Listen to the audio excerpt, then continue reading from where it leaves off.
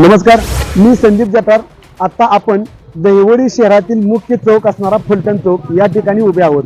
या माझ्या पाठीमागे तुम्ही पाहू शकता, एका करून रस्त्याच्या मधोमध मातीचा ढिगारा टाकलेला आहे।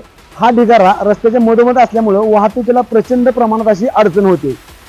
फलटण भागात जाणाऱ्या गाड्या असतील, दहिवडी आणि गोंदवलेकडे जाणाऱ्या गाड्या असतील, तर इथं मुख्य रस्त्यावर माती टाकल्यामुळे जी अडचण निर्माण होते, त्या अडचणीला बांधकाम विभागाच्या हाकेच्या अंतरावर कार्यालय असून सुद्धा कुठल्याही प्रकारे बांधकाम विभाग इथे लक्ष देत नाहीये।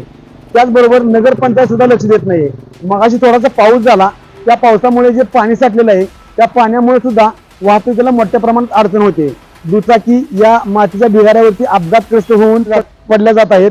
त्याचबरोबर वाहतुकीला रस्ता अपुरा राहत असल्यामुळे इथं मोठ्या प्रमाणात वाहतुकीची कोंडी देखील होत आहे।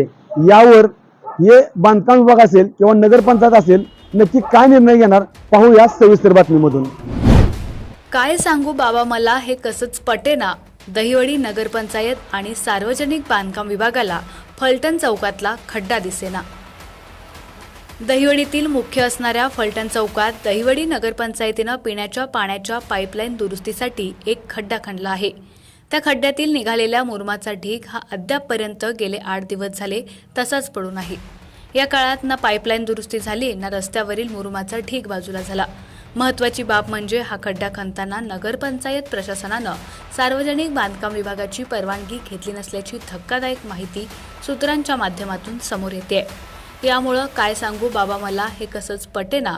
दहिवडी नगरपंचायत आणि सार्वजनिक बांधकाम विभागाला फलटण चौकातला खड्डा दिसेना, अशा फिल्मी आणि गाण्याच्या यमकात्मक ढंगीनं दहिवडीकर आणि प्रवासी नाराजी व्यक्त करत आहेत।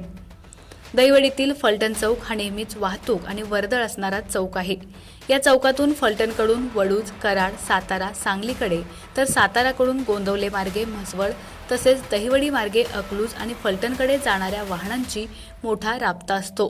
अशा या चौकात नगरपंचायतीने भला मोठा खड्डा खणून त्याचा मुरुम रस्त्याच्या मध्यभागी टाकला आहे। त्यातच भर म्हणून कर्मवीर भाऊराव पाटील यांच्या पुतळ्यासमोर पावसामुळे पाण्याचं तळ साचलं जातंय। या बाबीकडे नगरपंचायत प्रशासन दुर्लक्ष करून चालढकलपणा करत आहे। गतवर्षीच्या पावसाळ्यातच ही बाब लक्षात आणून दिली गेली होती, मात्र नगरपंचायत प्रशासनानं या गोष्टीकडे जाणीवपूर्वक कानाडोळा केल्याचं दिसत आहे। रस्त्यावर साचलेलं पाणी आणि नगरपंचायतीनं खड्डा करून रस्त्यावर टाकलेला मुरुम यामुळे वाहनधारकांना रस्त्याचा अंदाज येत नसून अपघात सदृश्य परिस्थिती निर्माण झाली आहे। इथं असणारा विद्युत लाईट देखील बंद आहे। नगरपंचायतीनं परवानगी न घेताच खणलेल्या या खड्ड्याबाबत सार्वजनिक बांधकाम विभाग नगरपंचायत प्रशासनावर कारवाईचा बडगा उभारणार का? ठिकठिकाणी पाणी साचू नये म्हणून मुरुम टाकला जाणार का? नगरपंचायतीने पाईपलाईन दुरुस्तीच्या नावाखाली गेल्या आठवड्याभरापासून खड्डा करून रस्त्यावर टाकलेल्या मुरुमाची विल्हेवाट लावून रस्ता मोकळा होणार का, हे पाहणं आता उत्सुकतेचं ठरणार आहे। फलटण चौकातल्या रस्त्यावर खड्ड्यातील मुरुमाचा भार, वरून पावसाची तर खालून रस्त्याकडेला साचलेल्या पाण्याची वाहनांमुळे पादचाऱ्यांच्या अंगावर उडणारी गढूळ धार, ही परिस्थिती बदलण्यासाठी नगरपंचायत प्रशासनानं आणि सार्वजनिक बांधकाम विभागानं लक्ष देणं गरजेचं आहे।